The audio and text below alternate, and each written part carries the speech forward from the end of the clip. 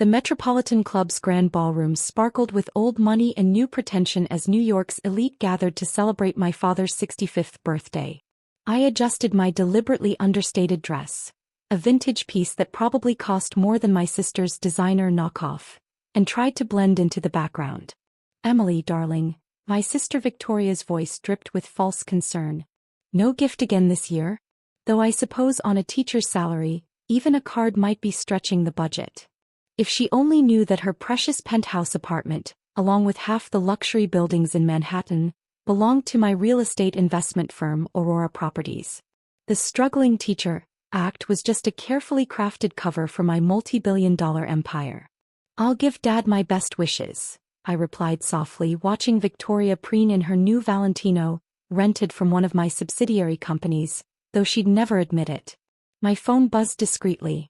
Final paperwork complete. Aurora Properties acquisition of Morrison Tower successful.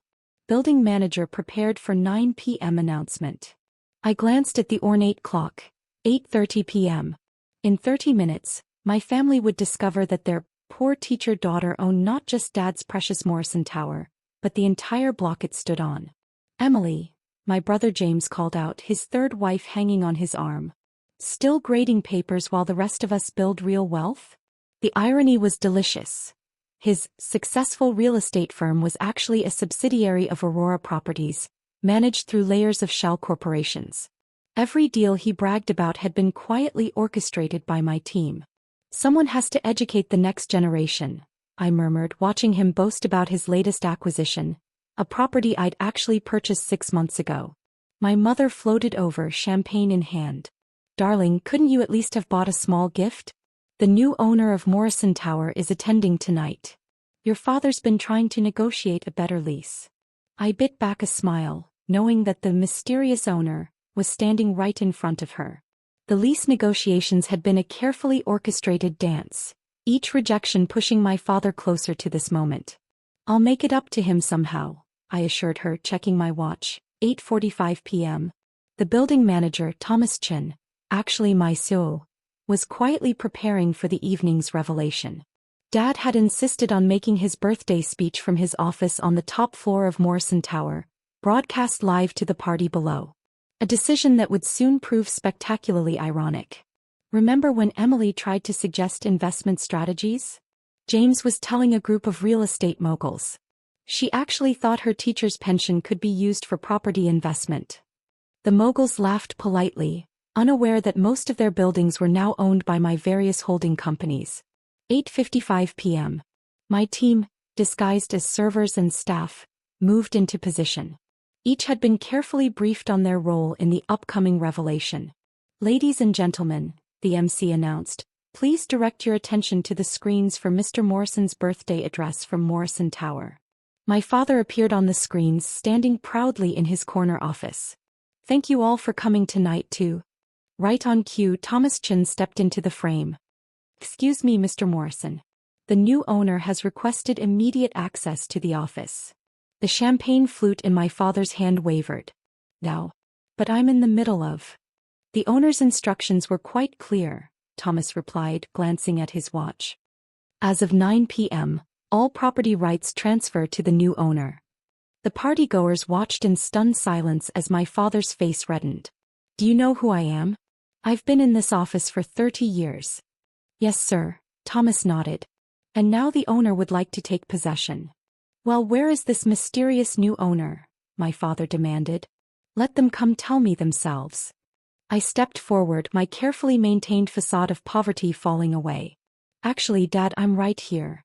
The silence that descended over the ballroom was absolute, broken only by the sound of my mother's champagne glass shattering on the marble floor.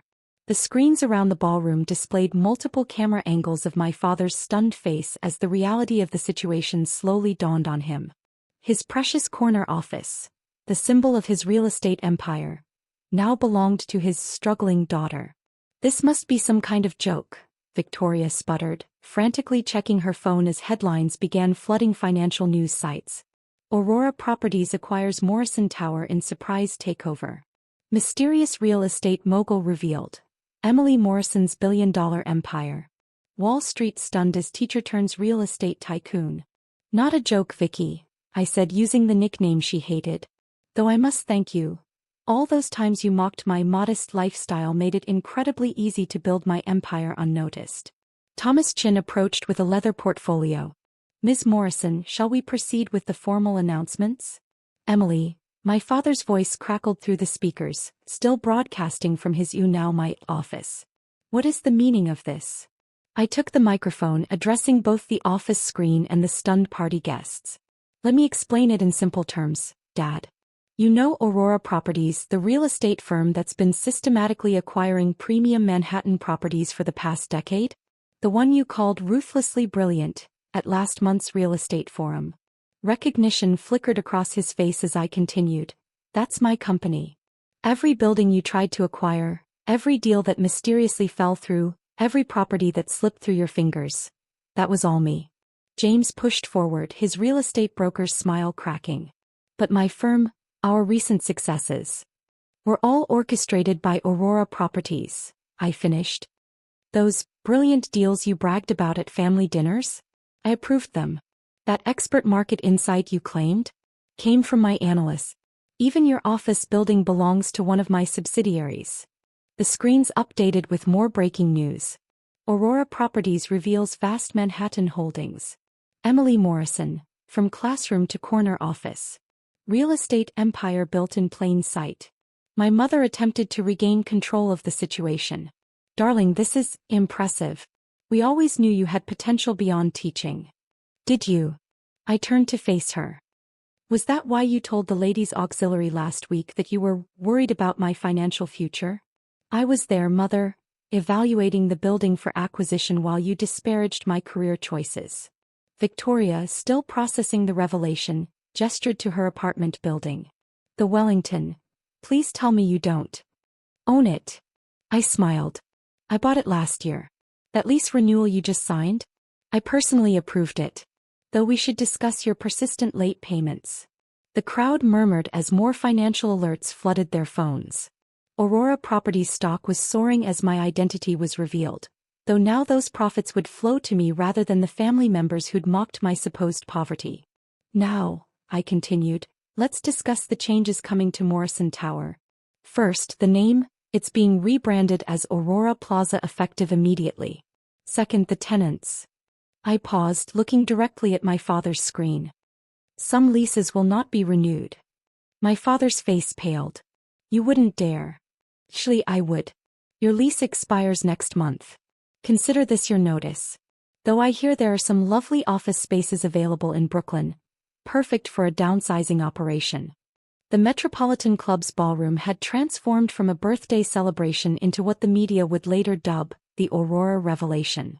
Every real estate mogul who'd dismissed me, every family member who'd mocked my teaching salary, every socialite who'd whispered about my modest lifestyle, all were now discovering that the poor teacher owned their buildings. Let me be clear, I continued, my voice carrying the authority of someone who controlled billions in prime real estate. Aurora Properties now owns not just Morrison Tower, but 70% of Manhattan's premium commercial properties. That includes your office, James, and your precious social clubs, Mother. The screens displayed another update. Aurora Properties portfolio revealed. Largest private real estate holdings in Manhattan. Emily Morrison's net worth soars past $4 billion. Wall Street scrambles as real estate's quiet queen emerges. But your little apartment in Queens, Victoria stammered, was one of my first investments, I replied. Every time you mocked my teacher's residence, you were standing in a building I owned. That humble neighborhood. I've been quietly acquiring it block by block for urban renewal. Thomas Chin distributed tablets showing Aurora's complete portfolio. The gasps were audible as Manhattan's elite realized just how much of their world I controlled. Your office buildings, your luxury apartments, your private clubs, all Aurora Properties, I explained. Every lease you signed, every rent check you wrote, every property you coveted, it all came back to me. James lurched forward, desperation in his eyes. The Henderson deal, the one I just closed, was orchestrated by my team, I confirmed. Those insider tips you bragged about came from my analysts, though I should thank you. Your constant boasting about my financial ignorance made it incredibly easy to manipulate the market. My father, still visible on screen from his soon-to-be former office, found his voice. The board, they'll never accept. They already have, I cut him off. Check your email. The board voted unanimously this morning. Though they thought they were dealing with Aurora's mysterious Sue, not your struggling daughter who couldn't afford birthday gifts. My mother tried one last time to salvage the situation. Darling, surely you'll keep the family name on some properties. Actually, I smiled, producing a stack of documents. Aurora is rebranding everything. The Morrison name will disappear from the Manhattan skyline by morning. Consider it my birthday gift to Dad, seeing his legacy transformed into mine. My security team, who had been posing as wait staff, distributed thick folders to each family member. Inside you'll find your new lease terms. I've been particularly detailed about the sections on timely payments and proper building etiquette. No more looking down on the poor residents. 30 years of real estate empire. My father murmured. Replaced by my empire in 30 minutes, I replied. Amazing what a teacher can accomplish when everyone underestimates her. The security team stepped forward to escort my father from his office. As he gathered his personal items, I called out through the video feed, "Don't worry about finding a new office, Dad. I hear there's a lovely space available in the basement of your building, right next to the maintenance staff you always said I'd end up working with." The headlines would run for months, but nothing could match the satisfaction of that moment, when the daughter they'd dismissed as poor revealed herself as the landlord they'd have to answer to every month. Victoria made one last attempt at reconciliation. "Emily, about all those things I said. Save them for your lease renewal meeting," I cut her off. "Though I should warn you, Aurora Properties has very strict policies about tenant behavior. Those party noise complaints might become an issue." As the evening wound down, I found myself alone with my family in what was now my building. The silence was heavy with unspoken realizations. "Why?" my father finally asked, his voice barely a whisper. "Because you never would have let me succeed on my own terms," I replied. "Every achievement would have been credited to the Morrison name rather than my own abilities.